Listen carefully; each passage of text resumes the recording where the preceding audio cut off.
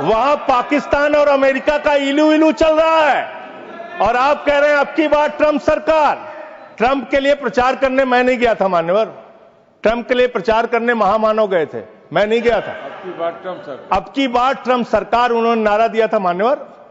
आप चीन को लाखों करोड़ रुपए का व्यापार दे रहे हैं और चीन पाकिस्तान को मिसाइल दे रहा है, यह आपका समझौता है। तो मुझे एक लाइन याद आ रही है, खुलूस मतलब होता है मोहब्बत। प्रधानमंत्री जी के लिए और अमेरिका के राष्ट्रपति के लिए एक लाइन में पढ़ना चाहूंगा। प्रधानमंत्री तो फिदा है उनके ऊपर, ट्रंप के ऊपर, तो प्रधानमंत्री की ओर से ट्रंप के लिए लाइन है कि तेरे खुलूस ने रखा मुझे अंधेरे में, तेरे खुलूस ने रखा मुझे अंधेरे में, तेरा फरेब मुझे रोशनी में ले आया, तेरा फरेब मुझे रोशनी में ले आया। ये फरेब पे फरेब, फरेब पे फरेब, धोखे पे धोखा, ये लगातार हो रहा है मान्यवर। 14 फरवरी 2025 को प्रधानमंत्री जी गए थे, मागा plus मीगा becomes mega partnership for prosperity. आप कह रहे हैं मोदी जी 14 फरवरी को गए थे। 14 फरवरी 2025 को जब आप गए थे तो 7 फरवरी को वही अमेरिका हमारे भारतीयों को बेड़ी में बांध के अमृतसर में उतारा था सर। आप यहां उतरे और आपने आपत्ति नहीं की। आप कह रहे हैं मेगा मीगा मागा, वहां कर रहे हैं मेगा मीगा मागा, मेगा मीगा मागा, और वो अमेरिका आपके साथ ऐसे विश्वासघात कर रहा है। 19 जून को अमेरिका ट्रंप के लिए प्रचार करने मैं नहीं गया था मान्यवर, ट्रंप के लिए प्रचार करने महामानव गए थे, मैं नहीं गया था। अब की बार ट्रंप सरकार उन्होंने नारा दिया था मान्यवर। और ये 19 जून को क्या किया, उस ट्रंप ने 19 जून को क्या किया, 19 जून को उसने आसिम मुनीर को बुलाया, सेनापति है पाकिस्तान का आर्मी चीफ, उसको बुलाया सेना का, और उसको बुला के बंद कमरे में लंच कराया। लंच कराने के बाद निहारी खिलाया, हो सकता है नहारी खिलाया, और लंच कराने के बाद जब दोनों लोग निकले तो उस लंच में पता चला कि वो आसिम मलिक भी था, आईएसआई का प्रमुख जो था सर, वो भी था बातचीत में, जो इंडिया के अंदर जो आईएसआई आतंकवाद की घटनाएं देता है, जब को अंजाम देता है, वो भी था। तो जब उससे पूछा गया ट्रंप से what he wanted to achieve from meeting mister Munir, the US president said, well I stop the war, I love Pakistan, I love Pakistan. ये ट्रंप बोल रहा है। मोदी का दोस्त सर बार बार आप ही आ जा रहे हैं, मना कर दीजिए, ऐसे क्यों कर रहे हैं, बार बार आप ही आ रहे हैं।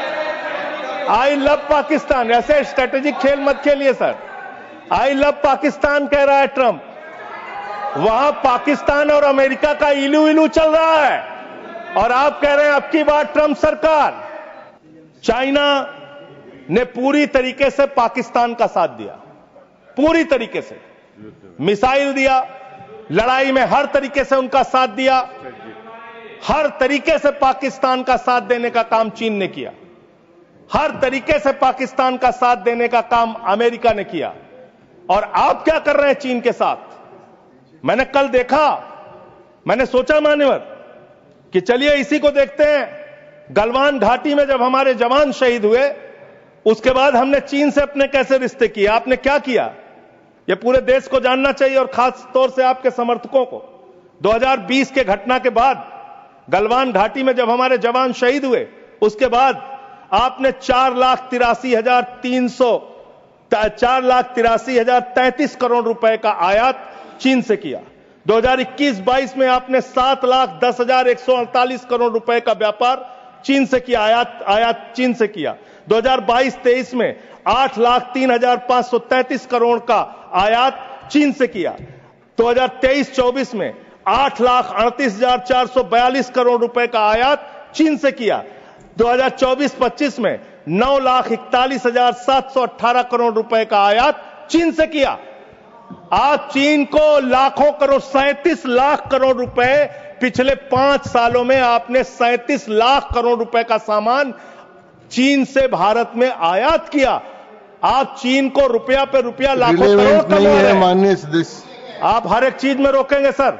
इसमें मैं तो ये आंकड़ा बिल्कुल ये रिलेवेंट नहीं है, आप ये बोलिए। रिलेवेंट है, मैं बता रहा हूं सर मैं बता रहा हूं सर, इसको लीजिए आप सर।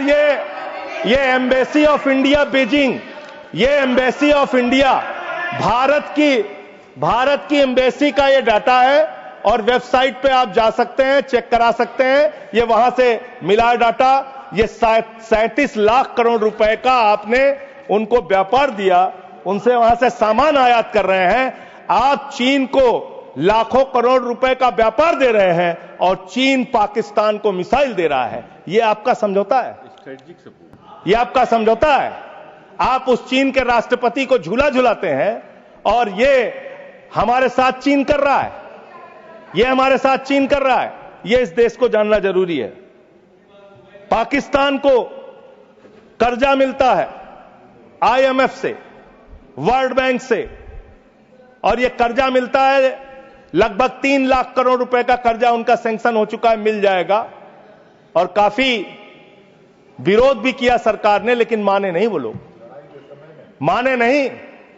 लड़ाई के समय में उनका कर्जा सैंक्शन हो रहा है और वो पैसा कहां लगेगा? आतंकवाद को बढ़ावा देने में, आतंकवाद को फैलाने में। इस देश के अंदर पाकिस्तान से, अफगानिस्तान से हजारों करोड़ का ड्रग्स आएगा और इसी देश में आतंकवाद फैलाया जाएगा। अडानी के पोर्ट पर पकड़ा जाएगा।